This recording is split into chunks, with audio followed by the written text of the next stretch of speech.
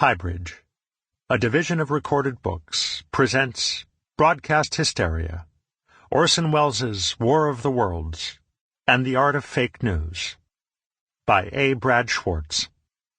Read by Runnette. Believe nothing you hear, and only one half that you see. Edgar Allan Poe. Introduction. Like many Americans in the fall of 1938, John and Estelle Paltz had come to depend upon their radio.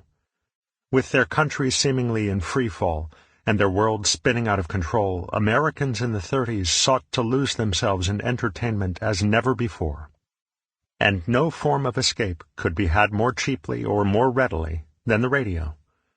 A set cost $10, well within the reach of even very poor families, and the programming it broadcast cost absolutely nothing but time. For the Paltzes, who were uninterested in Hollywood and unable to afford tickets to a stage play, radio was a godsend. They had exactly $6 to their names on the evening of Sunday, October 30th, 1938, and so appreciated all the free entertainment they could get. The couple lived at 8 East 15th Street, New York City, less than a block from Union Square. Theirs was a working-class neighborhood filled with low-cost amusements, where the stores were packed with cheap merchandise and the lunchrooms with cheap food.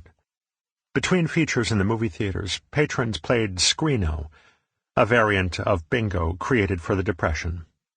Winners walked away with a coveted bag of groceries. But all the Paltzes wanted that Sunday evening was to curl up by the fireside and listen to their radio.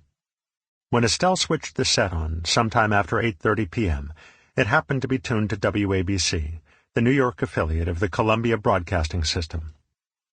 The Paltzes weren't really listening at first, but the ominous announcements pouring out of the loudspeaker soon captured their attention. The CBS announcer read bulletin after bulletin describing some kind of armed invasion of the eastern seaboard.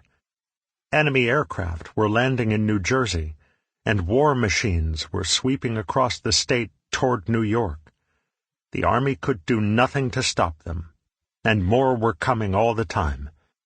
As the Paltzes listened, CBS patched into a transmission from the 22nd Field Artillery, which had established a line of defense in the Watchung Mountains of northern New Jersey. The gunners opened fire on the invaders and scored a direct hit on one of the machines. But that barely slowed them down.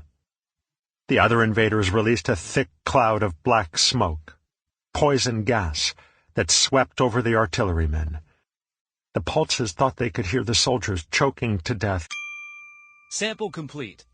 Ready to continue?